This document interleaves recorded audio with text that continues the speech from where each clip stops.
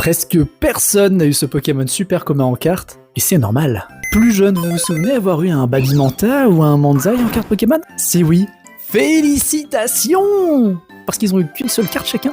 Enfin, 16 ans plus tard, ces petits bébés Pokémon ont eu la chance d'avoir une seconde apparition par le biais des sets Flamme Obsidienne et Faille Paradoxe. Vraiment les seules communes que j'étais ravi d'avoir en clim. Mais alors pourquoi ? Est-ce que Pokémon Company a oublié qu'ils existaient ? Et encore une fois, pour comprendre leur disparition, il faut comprendre d'où ils viennent. À l'inverse des formes évolutives classiques, les bébés Pokémon sont découverts après leur forme dite de base dans le jeu vidéo. C'est-à-dire que si Pikachu dans le premier jeu est la forme dite de base de sa lignée évolutive, dans le second jeu on lui ajoute Pichu, une sous-évolution souvent introuvable dans la nature. Et pour l'obtenir, je vous laisserai vous renseigner auprès d'adultes compétents. Et c'est là qu'est tout le problème. Comment traduire une régression dans un jeu de cartes basé sur la puissance et sur l'amélioration de monstres ? Personne ne sait. Alors, on en a fait des Pokémon super faibles qui, en contrepartie, avaient le talent le plus pété du jeu. Ils forcent tout simplement l'adversaire à devoir faire un pile ou face pour savoir si l'attaque passe ou pas. Ah là là, personne n'oserait attaquer un bébé. Et si on s'en servait comme bouclier ? Jugés trop puissants et surtout frustrants, ils ont été modifiés plein de fois. D'abord, ils permettaient aux Pokémon de se soigner intégralement en évoluant. Une autre fois, ils développaient des attaques supplémentaires aux Pokémon suivants. Ou bien plus récemment, ils possèdent une attaque gratuite qui permet d'attaquer dès le premier tour. Mais voilà, si certains bébés Pokémon apparaissent plus régulièrement, à l'instar de Melo qui a un pouvoir constant qui permet généralement de piocher,